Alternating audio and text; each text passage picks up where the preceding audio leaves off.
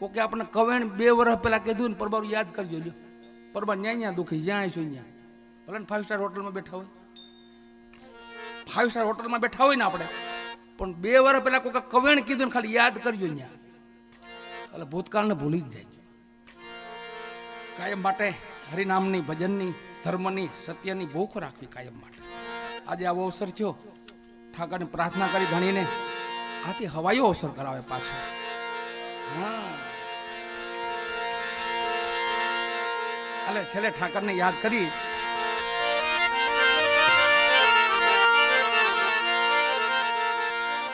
ઠાકરના ભક્તો અહીંયા આપણે ગઢપણ છે, ભક્તિનું ગઢપણ છે અહીંયા, પણ યુવાની છે મહારાષ્ટ્રમાં. ત્યાં બધા યુવાન ભક્તો જોવો તમે, એક પછી એક જોઈ લો ભક્તો બધા. સંત જ્ઞાનેશ્વર 17 વર્ષની ઉંમરો, નામદેવજી યુવાન બચપનની ભક્તિ, માં કર્માબાઈ, માં કર્મા, માં યશોદાજીનો અવતાર હતા, માં યશોદાજીનો અવતાર હતા, ડોહી કર્મા હતી ને.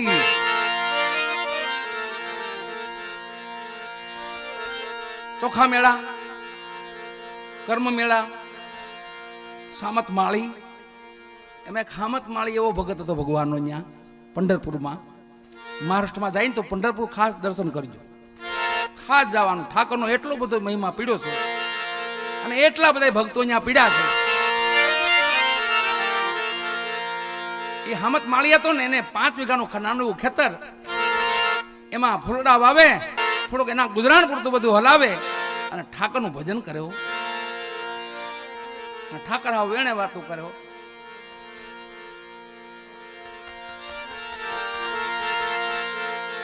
એક દી જગન્નાથ ભગવાન, જગન્નાથપુરી, જગન્નાથ જગતનો નાથ એટલે દ્વારકાધીશ, ભગવાનનું હૃદય છે ને એ જગન્નાથ છે. હજી હાલમાં હૃદય છે ત્યાં. ભગવાનને જાગ્રત જોવાય ને તો જગન્નાથ દર્શન કરી આવવાના, હાવ જાગ્રત હાલમાં છે.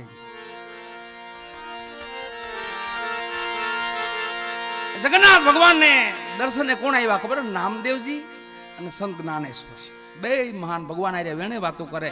આમ થાળ ધરે ને તો ભગવાન જમી લે, આવો પ્રેમ. પણ હવે હામત માળી જોવો, સંત જ્ઞાનેશ્વર ને જગન્નાથપુરી ગયા ને તો ભગવાનને દેવળમાં જોઈએ ને તો મંદિરમાં ન મળે, મૂર્તિ જ નહીં. તો 2 મહાપુરુષો વિચાર કર્યો, ભગવાન ક્યાંક વહી ગયા લાગે, હાલો ગોતવા જાય. ગોતતા ગોતતા કોકે કીધું હામત માળીની વાડી બાજુ ગયા છે. ન્યા આવ્યા, ગોતતા ગોતતા ન્યા આવ્યા. હજી થોડીક વાડી છેટી છે, અહીંયા ભગવાન મોર, વાહ 2 ભક્તો, 2 મહાપુરુષો, સંત જ્ઞાનેશ્વર, નામદેવ. અહીંયા હામત માળી ખેતરમાં નીંદડું કરતો હતો, ન્યા ભગવાન આવીને ઉભા રહ્યા, જગન્નાથ ભગવાન પોતે. એ હામત જોયું તો પરિબળ પરમાત્મા કરે પ્રભુ કે હામત આજે મને એવી જગ્યાએ હતાડે જ દે કે આ 2 મારી વાહે પડી ગયા છે, મને ગોતી ન અકવા જોઈએ. સંત જ્ઞાનેશ્વર અને નામદેવ મારી વાહે પીડ્યા છે એટલે મને ગોતી ન અકવા જોઈએ. હમત એવી જગ્યાએ હતાડ, મને કોઈ ગોતી ન હકે. હામત માળી કે પ્રભુ તમારી સૃષ્ટિનું હું તમને હતાડું? આ નવી નવાઈની વાત કરી તમે એક મોટી. હું તમને ક્યાં, તમે મને હતાડી શકો? આ હું તમને હતાડું પ્રભુ? કાક વિચાર કર હમત. હશે કોઈક જગ્યા આવી, ખેતર હતું 5 વીઘાનું. પછી વિચાર, હાથમાં દાંતરડું હતું, નીંદણું કરતા હતા, દાંતરડું હતું. સે પ્રભુ એક જગ્યા આવતા રહ્યો, અહીંયા દાંતરડું માર્યું છાતીમાં, આખો ભાગ બહાર કાઢ્યો હનુમાનજી જેમ. ભાગ બહાર કાઢીને ભગવાનને કીધું, પ્રભુને કીધું અહીંયા આવતા રહ્યો મારા હૃદયમાં. બેહાડીને પાછું જે હતું ને આડું થઈને પછી ખેહડી બાંધી દીધી. હું હટી તા તો આવે 2 જ્ઞાનેશ્વર ને નામદેવજી આવીને કીધું, એ હામત, જય જગન્નાથ બાબા, જય જગન્નાથ, પધારો પધારો પધારો.